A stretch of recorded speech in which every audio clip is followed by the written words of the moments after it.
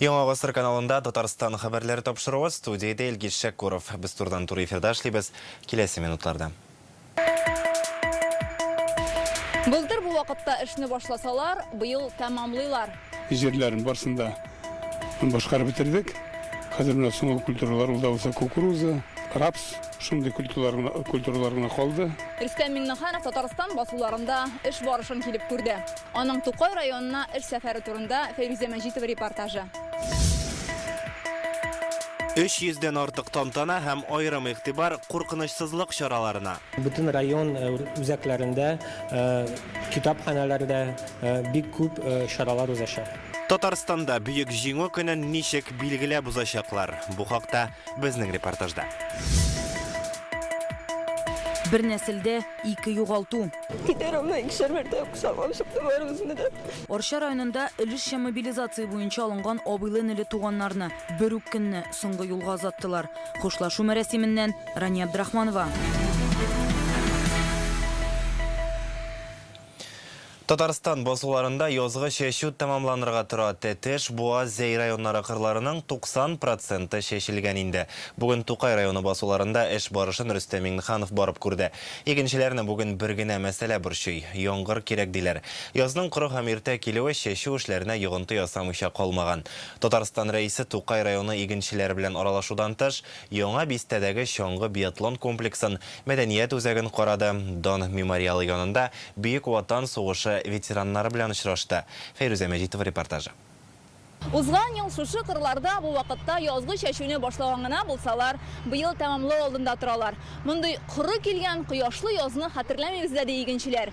Бүген аларның иң зур теләге яңгыр, чөнки утырткан иген шытып чыгарга тиеш. Бу теләкләрен игенчеләр Рөстәм Миңнеханов белән очрашуда да әйтте.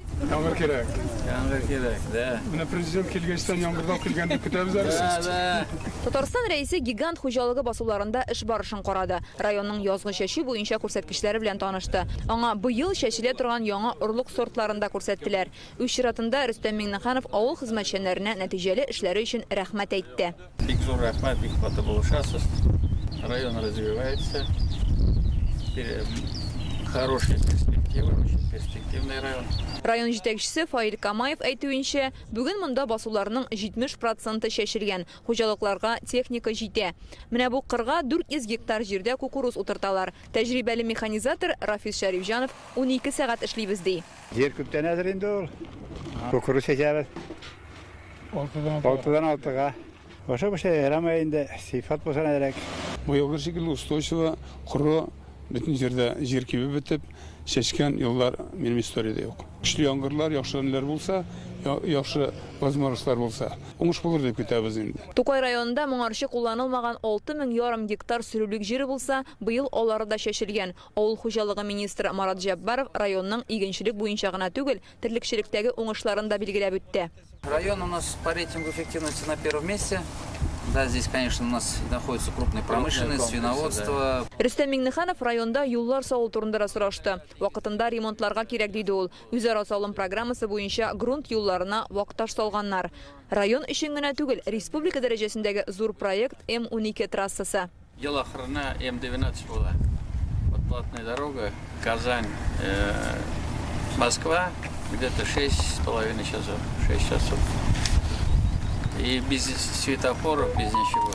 Районда газлаштыру, су кертү мәсьәләләре турында сүз барды. Республика программасы буенча 200 балага исәпләнгән бакча төзелгән. Аның өчен Рөстәм Миңнехановка рәхмәт әйттеләр. Калган эшләрдә исәнлектә барыгызга да рәхмәт. Бик шат сезгә, күрергә.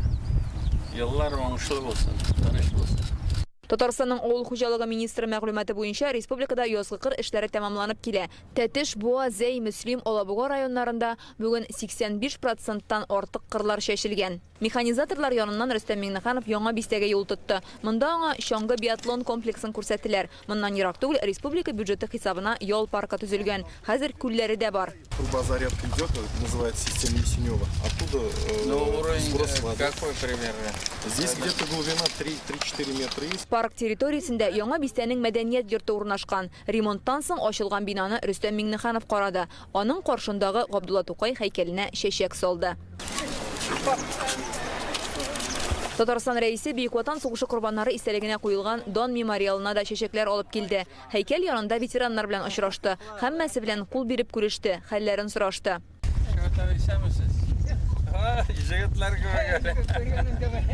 Сугыш ветераны Шәүкәт Әхмәд Нәҗиповка 97 яшь. Ул Чехословакияны Праганы фашистлардан азат итүдә катнашкан. Ничә яшьтә? Алла бирсен. Әкреңне бәрәңләр утыртып йөрәңләр, Yok, ona basıvandan parası. Yedim, otursun икән. Бу миңа караганда нирәк, тирәк. Якынлашып килүче 20 көнне 9 май көнне бөтен ветераннарны, тил ветераннарын, сугыш ветераннарын һәр баршасында да шатлык булсын, кайгы хәсрәт бирмәсен, барсына да исәнлек, иманлык, яхшы тормыш телим. Рөстәм Миңнеханов белән очрашуга хезмәт ветераннары Мәҗит Хәбибуллин белән аның хатыны Хәлимә апа да килгән иде. Рөстәм Миңнеханов аларны 9 май якынлашып килүче җиңү көне белән тәбрик итте. Ныклы сәламәтлек теләде. Тукай районыннан Фәйрүзә Мәҗитова, Алмаз Зиядинов, Яңа Гасыр каналы. Бүген Рөстәм Миңнеханов Мөслим, Минзәлә, Түбән Кама районнарында да язгы кыр эшләре барышы белән танышты. Көннәр аяз торса, берничә көннән шешүне төгәлләргә ниятлиләр. Татарстан рәисе механизаторлар авыл җирлеге башлыклары белән очрашып, аларны борчыган мәсьәләләр буенча фикер дә алышты. Рөстәм Миңнехановны Мөслим игенчеләре үстергән уҗым культуралары кырда эшли торган техника белән таныштыралар. Районда быел 75 мең гектар чәчелә, 82% җирдә эш төгәлләнгән инде. Хәзер район авыл хуҗалыгы күрсәткечләре буенча 6нчы урында тора. 2 ел эчендә алар 8 районны узып китә алган. Әмма Марат Җаббаров монда шәхси хуҗалыкларда терлек саны кимүенә игътибар итте. Моның өчен халык белән эшләргә кирәк ди. Все меры поддержки, которые у нас запланированы на текущий год. Гомумән алганда без республика аграрийларына быел 5 миллиард сумлык дәүләт ярдәме күрсәттек. Шул исәптән шәхси хуҗалыкларга да моннан файдаланырга кирәк. Проекты, программы все выдерживаем. Барсында белән нәрсә әйтелгән, барсында эшли торган булабыз. Барас авырлыклар бар, но без җиңәргә тиеш. Аннары Рөстәм Миңнеханов Август Мөслим сөт комплексына юл алды. Монда 4000 баш терлек асрыйлар, яртысы савым сыерлары. Алар 63 тоннадан артык сөт бирә. Татарстан рәисенә яңа төзелгән сөт товар комплексында күрсәттеләр. Биредә роботлаштырылган 18 сау җайланмасы урнаштырганнар. Бу илдә роботлар саны иң күп булган шундый беренче ферма. Монысы Минзәлә районы, эшкәртеләсе җирләр 97 мең гектардан артык. Чәчүне төгәлләргә 3 көн кирәк диләр. Әзерләдек 107 килограмм дабы ашлама егетләр. Әле команда кайталар. Сезгә әйттем инде быел күбрәк итеп торгылыга карап инде ни белән җиткәй сәйф формада шикер белән кертүгә. Районда терлек санын арттыру өчен яңа комплекслар төзелә, әмма шәхси хуҗалыклар буенча карап бетерәсе мәсьәләләр бар. Рөстәм Миңнеханов механизаторлар һәм авыл җирлеге башлыкларына авыр эшләре өчен рәхмәтен җиткерде. Татарстан рәисе Кама Беконы җәмгыятенең Минзәләдәге бүлекчәсе белән дә таныштым. Монда 8 меңнән артык баш мөгезле эретерелек бар. Узган ел биредә 10 мең тонна сөт һәм 207 тонна ит эшкәрткәннәр. Сәмәс барыгызга да. Ничә хәлләрегез? Түбән Камада Рөстәм Миңнеханов иң элек механизаторларның эш шартлары белән таныштым. Алар да бу көннәрдә чәчүне төгәлләргә тора. Остаются у нас высокомаржинальные культуры, рапс, кукуруза. Хәзер Түбән Кама районнарының нәтиҗәлек рейтингында 11нче урында тора. Соңгы елларда монда мөгезле эретерелек шәхси хуҗалыкларның саны артып киткән. Развитие идет, и планы у них большие по строительству. Түбән Камалларның фермалар төзү буенча да планы зурдан. Узган ел 3000 гектар кулланылмый торган җирләрне эшкәртә башладылар. Кулачланмыйча калган урыннарда эшне быел да килеп бетергә ниятлибез. Очрашуда сөт сатып алу бәясенең түбән булуы турында да сөйләштеләр. Рөстәм Миңнеханов хәзер әлеге мәсьәләне федераль дәрәҗәдә хәл итү юллары карала дип белдерде. Мөслим, Минзәлә, Түбән Кама районнарыннан Рүзәл Шарипов, Яңа Гасыр каналы. Игенчеләр көткән яңгырны синоптиклар иртәгә вәгъдә итә. Көндез һәм кич җилнең тизлеге секундына 17 метрга кадәр җитәчәк. Агачлар һәм юл билгеләреннән ераграк торыгыз дип кисәтә коткаручылар. Шулай да җәйгечә җылы булачак. Һава температурасы 22 градуска кадәр күтәреләчәк. Көнчыгыш районнарда 27гә чаклы. Кичә 1 май көнне Казанда температура рекорды теркәлгән. Аэропорт янындагы метеостанция 30 градус эссе күрсәткән. Моңа кадәр рекорд 1920 елда теркәлгән була. Ул көнне һава плюс 26га кадәр җылына. Республика жиңу күніне әзірлене аңа бағышланған тантаналы шаралар ботныдан ук башланып кетті. Гомумән 9 май оңайынан Татарстанда 350-дән артык вакыйга булачак. Бәйрәм афишасын бүген хөкүмәт йортында узган брифингта игълан иттеләр. Хәзер безнең республикада 14277 ветеран яши. Бар игътибар, кадер, хөрмәт аларга булачак. Узачак шаралар һәм бәйрәм программасындагы үзгәрешләр. Тантаналарда иминлекне тәэмин итү шартлары турында Рания Абдрахманова. Ил өчен, безнең халкыбыз өчен батырлык бәйрәме, төп бәйрәме без, чөнки һәр гаиләдә бар үзенең солдаты. Бүген Татарстанда 14277 Бөек Ватан сугышы ветераны яши. Соңгы 5 елда алар саны 5 тапкырга, Камалышта калган Ленинградта яшәүчеләр һәм элеккеге концлагерь тоткыннары саны 2 тапкырга кимегән. Аларга бәйрәм көннәрендә генә түгел, ел дәвамында һәр төрле ярдәм күрсәтелә диләр. Бүген ветераннарга медицина ягыннан да, аннарсын алар инвалидлар икән, аларга протез ортопедические изделиялар каралган. 2008 елда бөтен Россиядә президентыбыз Владимир Владимирович Путин указы нигезе буенча ветераннарга квартира бирелә. Әйтик, безнең республикабызда 19137 ветеран шул указ нигезендә квартира бирелде. Моның өчен 20 миллиард сум акча тотыла. Ветераннарның тораклары капиталь төзекләндерелә. Быел 5 фатирны ремонтларга җыйналар. Казанда яшәүче ветераннар тантаналы парадны да өйләреннән генә карый алачак. 8 май көнне алар өчен махсус йөреш уздыралар. Мы обязательно проедемся вместе с военнослужащими на... Хәрбиләр белән махсус техникага утырып, ветераннар яши торган адреслар буенча барачакбыз. 8 май иртәсендә тарихи техника колоннасы Җиңү паркы, Совет мәйданы, ветераннар йорты һәм Кулахметов урамнарында тукталып, ветераннар өчен сугыш чоры җырларын башкарачак. Төп бәйрәм чаралары Казанда 1000 еллык мәйданында уза. Быел иминлек чараларына аеруча игътибар биреләчәк. Бөек җиңү бәйрәме көнне 1000 еллык мәйданындагы парад булачак. Урын гадәттәгечә әйләндереп алына. Тантаналы чаралар сәгать 10-да башланачак, әмма тамашачыларга иртәрәк килергә киңәш итәләр, чөнки контроль тикшерү пунктын узырга кирәк булачак. Мәйданга керү өчен иң уңайлы урыннар дип Кремль, Профсоюз һәм Бауман урамнары ягы санала. Мы особое внимание уделяем организации безопасности проведения данного мероприятия. Бәйрәмне оештыру эшендә куркынычсызлык чараларына зур игътибар биреләчәк. Шуңа халыктан моны аңлап кабул итүләрен сорыйбыз. Һәр төрле чараны имин итеп уздыру өстенлекле юнәлеш санала. Балаларга игътибарлы булу кирәк. Обеспечение безопасности проведения любых мероприятий – это всегда приоритет работы организационного комитета. Җиңү бәйрәме көне чараларында 800 мең кеше катнашыр дип көтелә. Урамнарда 4000-нән артык хукук сакчысы эшләячәк. Уже сегодняшний день выставляем наряды на праздничных концертах в районах города Казани, других. Бүгеннән шәһәр һәм районнардагы бәйрәм концерты булган урыннарга хезмәткәрләр чыга башлады. Һәр объектка җаваплы белгечләр беркетелгән. 4000-нән артык хукук сакчысы, 300 Росгвардия хезмәткәре, шәхси сак оешмалары, меңләгән иҗтимагый оешма әгъзасы, дружиночылар кизү торачак. Быел үлемсез полк акциясының форматы үзгәрә. Традициягә кергән йөреш булмаячак. Аның урынына кешеләргә бабайларының фотоларын машиналарга ябыштырырга, футболкаларга, бейджларга ясап куярга киңәш итәләр. Моннан тыш республикада хәтер дивары, хәтер шәме, җиңү әләме, Георгий тасмасы, җиңү тәрәзәләре акцияләре узачак. Республикада яшьләрнең эзләү отрядлары актив эшли. Безнең бүгенге көндә инде шул Отечество оешмасы эшләп килә республика күләмендә. Аларның инде үзләренең бөтен вузлар базасында да отрядлары бар.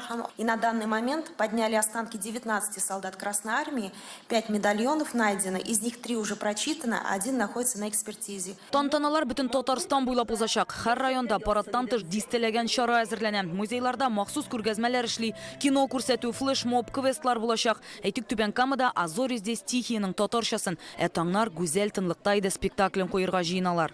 Түбән Кама драма театрында, Буада, Әлмәттә һәм бөтен район үзәкләрендә, китапханәләрдә бик күп чаралар узачак. Мәсәлән, Әлмәттә Туишева, ул безнең халык артисты һәм Бөек Ватан сугышында катнашучы артист буларак һәм аңа багышланган Элмә мемориаль тактасы ачылачак. Алабугада безнең музей тыюлыгында хәтер музее бар һәм май эчендә бу музейда очрашулар һәм төрле күргәзмәләр булачак. Җиңү көне гадәттәгечә кич 1000 кешелек хор концерты һәм салют белән тәмамланачак. Аны Казан су буенда күрергә мөмкин. Чаралар ТНВ каналыннан трансляцияләнә. Рания Абдрахманова, Данил Филатов, Яңа гасыр каналы. Рөстәм Миңнеханов Татарстанның ике оешмасына республиканың хезмәт батырлыгы предприятиесе исемен бирү турындагы указны имзалады.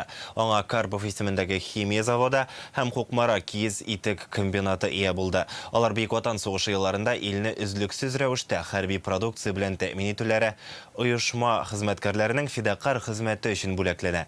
Менделеевскийның Карпов исемендәге заводы 150 елдан артык химик матдәләр ясый, дарулар, төзелеш материаллары җитештерә. Сугыш елларында оборона тармагы өчен 20 төрдәге продукция чыгара. Монда үз вакытында танылган химиклар Дмитрий Менделеев, Борис Збарский, Лев Карповлар эшләгән.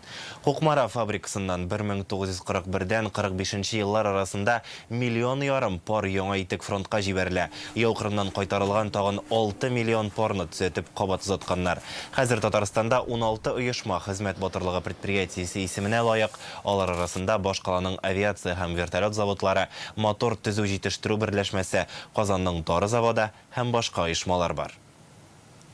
Казан дары заводы җиңү көне алдыннан һәр вакыттагыча үзенең ветераннарын хөрмәтләде. Ел саен Дон аллеясендә тантаналы митинг үтә. Монда әлеге заводтан сугышка киткән 8 Советлар Союзы герое портреты да урын алган. Бүген алар һәм әйләнеп кайта алмаган каһарманнар истәлегенә чәчәк салдылар. Дары заводы сугыш елларында Катюшалар өчен снарядлар җитештергән. Зенит, гаубица һәм диңгез артиллериясе җайланмаларына зарядлар ясаган. 4 елда завод 100 000 тоннадан артык дары җитештерә. 2022 елда хезмәт батырлыгы предприятиесе дигән мактаулы исем бирелде. Бүгенге чарага 300 кеше чакырылган иде. Лия Мөхәммәтҗанованың эш стажы 62 ел. Заводка 1954 елда 10-нчы сыйныфны тәмамлаганнан соң килә.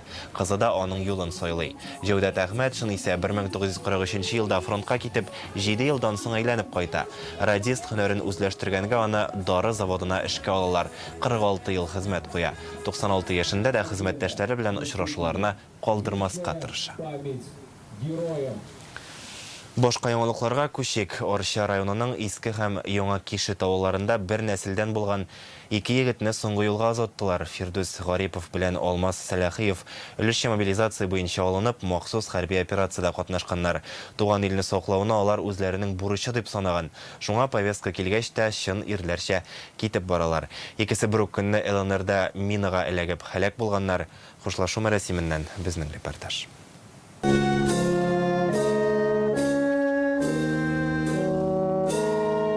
Фирдус Гарипов Иске Кишеттән шатналық вакытлыча ялга кайткан чагында 34 яшен тутырган. Бәйрәмне гаиләсе белән үткәрәм, дусларын, якыннарын янына җыйган, әйтерсең, хушлашулары була. Бергә үстек. Әти үлгәч, әни ошыямас, бөтен үстек бергә эшләдек. Бакчасында пешәндә дә бергә йөрдек. Әтисе үскән Фирдус балаларына яхшы ата булырга хыялланган. Хәзер исә 2 баласы ятим кала. Ул арабыздан аерылып торадыр, үзенең ярдәмчелеге белән дә. Клеш йөзе белән дә бик шаян теллидер. Май аенда очрашу булды, классташлар очрашу. Шул вакытта сизгән кебек, апай сезне белән очрашабызмы, юкмы? Бер карточка төшегәле дип, 2 укытучы арасында кереп карточкаларга төште. Алмаз Сәләхиев Яңа Кишеттә туып үскән, өлешчә мобилизация буенча чакыру Фирдускә дә аңа да бер вакытта килә. Бергә китәләр, ялга бергә кайталар, җасатларын да бергә алып кайттылар. Алмазның да 2 кечкенә баласы калган. Бик акыллы иде. Бер әйтүгә сикереп торадыр иде. Бик каты эш булышадыр иде. Бөтен күршеләргә, бөтен авылга. Шундый әйбәт малай иде. Бөтен ышаныч бер шундай. Ул безне күмергә тиешле кеше иде. Мин аңа шундый ышанып торган идем. Алмаз бертегебез ул яхшы семьянин иде. Аның балалары бигрәк тә әнисен дә яраткандыр. Әти дип үлеп торалар иде инде.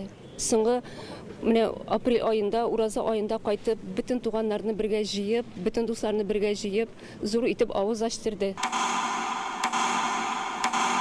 Туган ил сагына киткән егетләр белән хушлашырга 2 авыл халкы гына түгел, башка районнардан да килделәр. Быть воином, жить вечно. Победа будет за нами. Бу егетләр безнең өчен геройлар. Алар шушы авыл халкы өчен генә түгел, бөтен район халкы өчен геройлар, егетләр. Алар шунда барып безне яклаганнар, саклаганнар. Минем өчен ул үземнең личный трагедия шикелле дә булды. Минем ирем белән бергә бер бер җирдә служить итәләр дип әйтим инде. Безнең инде әлбәттә бүгенге көндә шактый егетләребез белән илебезне сакларга киттеләр. Алар безгә референдум белән кушылган Украинадан безгә кушылган 4 өлкәне саклыйлар бит инде һәм әлбәттә бу инде илне саклау гына түгел, бәлки бөтен дөньяга менә ярдәм итәргән фашизм белән көрәшү дип тә кабул итәргә кирәк дип саныйм. Әлбәттә безнең бүген егетләребез менә шу хәлле районыбызда кайгылы көн, авыр көн, 2 егетебез шунда һәлак булдылар. Һәм безнең инде бүгенге көндә әле мобилизациягә эләккән егетләр арасында һәлак булган егетләребез юк. Һәм бүтән булмасын да дип әйтәсек инде. Внимание! Заряжай! Выстрел! Заряжай!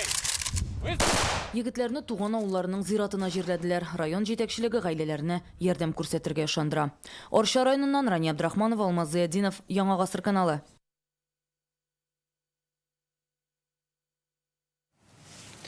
Сызлаган буыннарын дәвалыйм дип түләүле медицина үзәгенә килгәндә 109 мең сумлык кредитлы булган. Казанда яшәүче Кузьма Машков безгә шундый зары белән мөрәҗәгать итте. Ул урамдагы реклама кәгазе буенча медицина оешмасына бара. Аның сүзләренчә, монда аңа башка хезмәтләр өстиләр, нәтиҗәдә 2 ел кредит түлисе булып чыга. Килешүгә кул куйганда дәвалау курсының нәрсәдән торачагын беркем аңлатмады ди ул, ә үзе тәгаенләп тормаган. Инде берничә ел акчасын кире кайтарырга омтыла. Судта да җиңеп чыккан, тик приставлар ярдәм итә алмый. Бу беренче генә очрак түгел ди юристлар. Мошенниклар өлкәннәрнең ышанучан булуыннан файдалана. Тулырак алдагы репортажда. Аякта башта давлениелар постоянно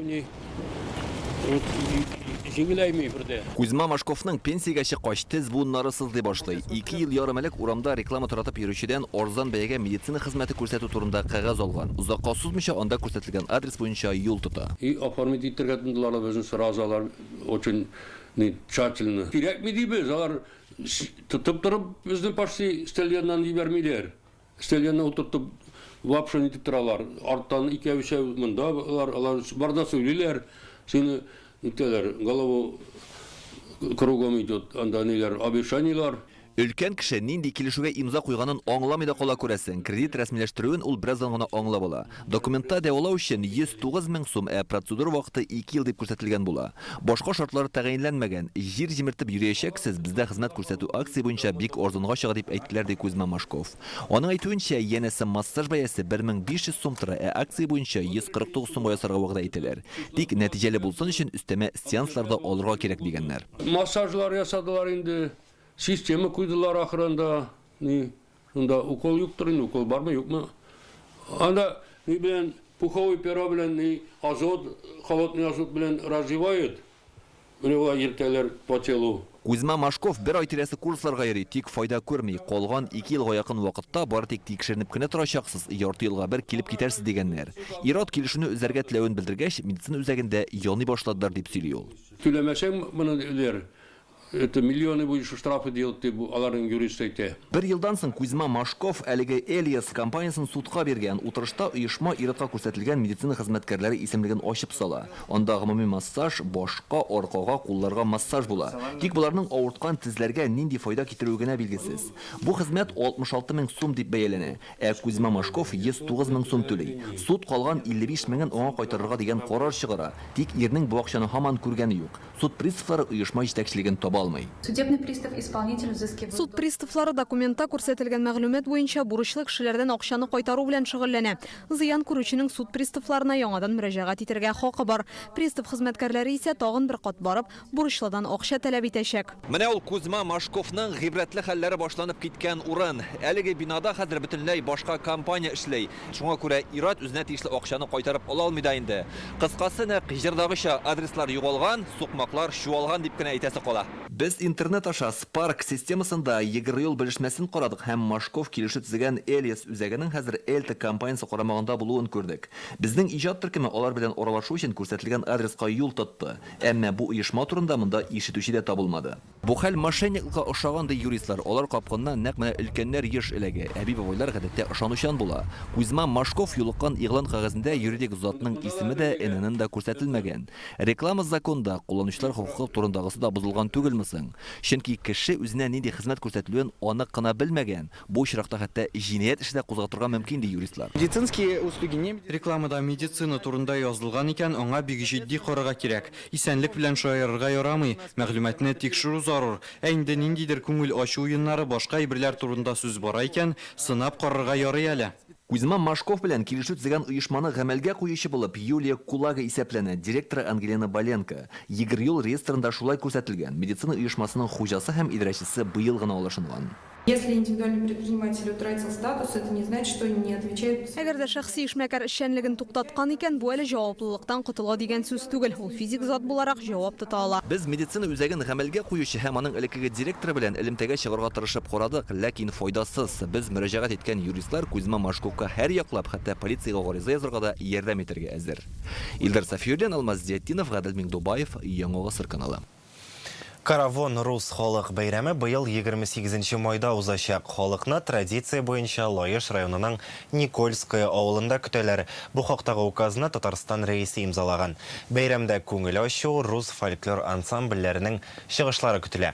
Узган елында Россиянең 20 төбәгеннән 170 иҗат коллективы катнашкан. Каравон республика дәрәҗәсендә 2003 елдан бирле уздырыла.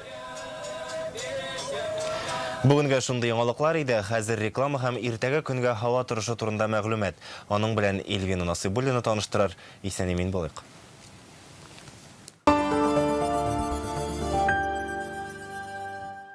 Колорадский жук атакует! Старые средства не действуют. Жукобор Экстра. Тройной удар. Жукобор Экстра. Конец всем вредителям. Безнең телеканал өчен генә ясалган фантазияле штампланган чылбырлар һәм беләзекләр. Лимон һәм кызыл төстәге алтын. Чын патша бикә өчен бизәнү әйберләре.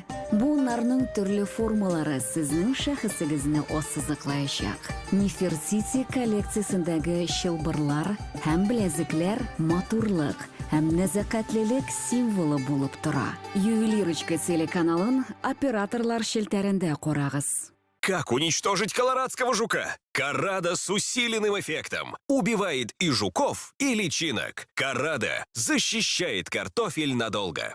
Лучше синица в руках, чем журавля в небе. Зачем выбирать? Держи журавля. Центрофинанс объявляет суперакцию. Оформи заем до 30 июня и участвуй в розыгрыше полностью беспроцентных займов. Ты не ослышался. Центрофинанс подарит бесплатные на всю жизнь займы. Хочешь узнать, как получить? Приходи в офисы Центрофинанс. В России каждая женщина может позволить себе потрясающий крем Любава каждый день. Любава – мой любимый крем. Добро пожаловать на борт премиальных внедорожников Exit VX. Только в мае в Exit-центре РРТ с выгодой до 1 миллиона рублей. Пройдите тест-драйв в Exit-центре РРТ на Чуйкова 54Б. Подробности по телефону 207 2080. А чем вам нравится стиральная паста Альба Автомат? Цветные вещи не теряют свою яркость. Отлично отстирывает сложные пятна.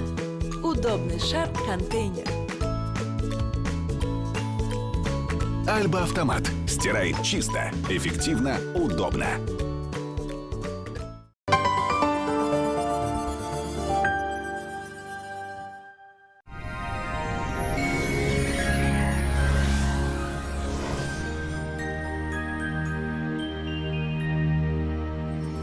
Исәнмесез, эфирда һава торышы чаралышы. Республикабызда тутырыксыз һава шартлары урнашты. Киләсе минутларда тулырак танышырбыз. Яндекс Погода хезмәте хәбәр итүенчә, көньяк-көн чыгыш бөгелмә баулы азнакайда болытлы һава, явым-төшем ихтималы зур түгел, температура көндез якынча 24 градус жылы, төнлә 13 градуска кадәр.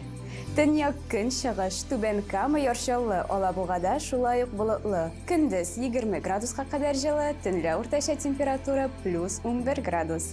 Республиканың төньяк өлешендә Актаныш, Әгәрҗе, Менделеевскида алмашынучан болытлы һава, көндез температура уртача плюс 20 градус, төнлә 15 градуска кадәр жылы. Төньяк-көн батыш Арча, Кукмара, Балтачта болытлы һава, көндез якынча 16 градус жылы, төнлә уртача температура плюс 9 градус. Көньяк-көн батыш Болгар, Буа, Чүпрәледә явым-төшем көтелми, көндез якынча температура 18 градус жылы, төнлә шулай ук 9 градуска кадәр жылы. Чистай, Әлмәт, Мамадышта болытлы. Явым-төшем көтелми, көндез уртача температура 22 градус жылы, төнлә плюс 10 градус. Синоптиклар фаразы буенча майның беренче атнасы климат нормасыннан 4 градуска югарырак булачак. Башкалабыз Казанда алмашынучан болытлы һава көндез 18 градуска кадәр жылы, төнлә уртача температура плюс 10 градус. Җил төньяк көнбатыштан. Атмосфера басымы төркемеш баганасының 759 мм тәшкил итә. Һаваның чагыштырмача дымлылыгы 67%. Җирнең магнит кырытыныш бүгенгә менә шулар. Студияда Эльвина Насыбуллина иде. Сау сәламәт булыгыз.